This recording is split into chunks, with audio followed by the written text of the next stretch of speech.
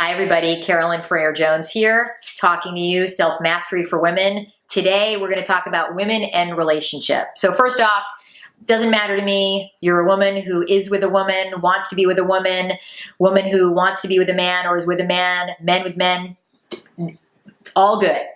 We're here to talk today about women in relationship. And I'm going to talk about two critical skills that to me are necessary in relationship. First one, cultivating neutrality. The second one, learning how to keep your mouth shut. Now you may be sitting there saying, Carolyn, how do these relate to each other and why do they matter? Let's start with a definition of neutrality. And I'm going to look at my dictionary. Neutrality, to be on neutral ground, to occupy a middle position, not one thing or the other. And then another important one, to neutralize, to counterbalance and bring to nothing, to make a solution to prohibit warfare by signed agreement. That seems so perfect. So why is this important?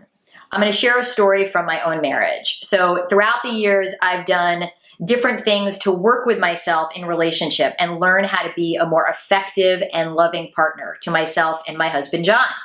There was a period of time in our marriage where I was having a lot of feelings about the amount of water on the sink. When John would shave or take care of himself in the bathroom, there would be a lot of water.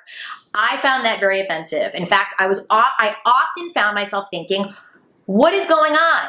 Why is there so much water on the sink? How can he not see that this is a problem? And I would judge him, I would make him wrong, and I was irritated or triggered or angry, whatever you want to call it. I was not neutral.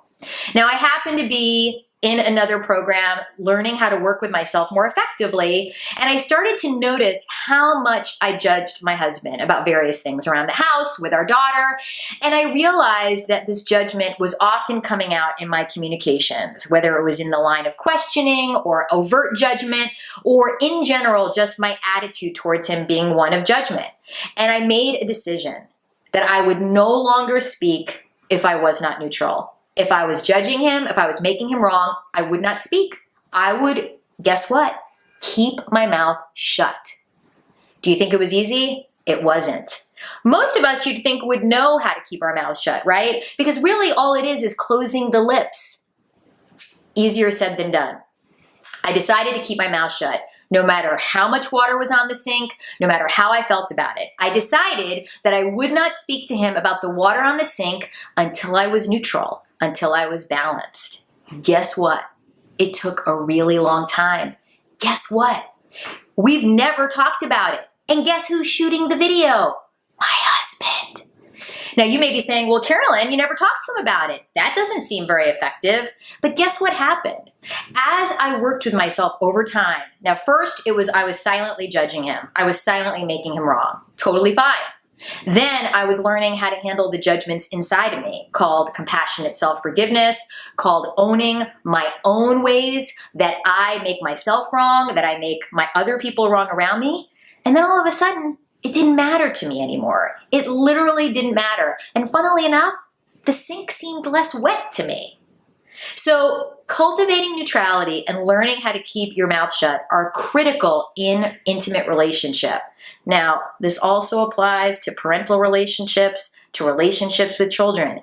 Anytime we're speaking from upset, from thinking someone's wrong, our communications are not very effective, they tend not to go well, and they certainly do not add to the sum total of loving in any relationship. So that is what we're going to be talking about in Women in Relationship, and I hope you're there. John, honey, anything you want to say? I didn't know. See? He didn't know. See you soon.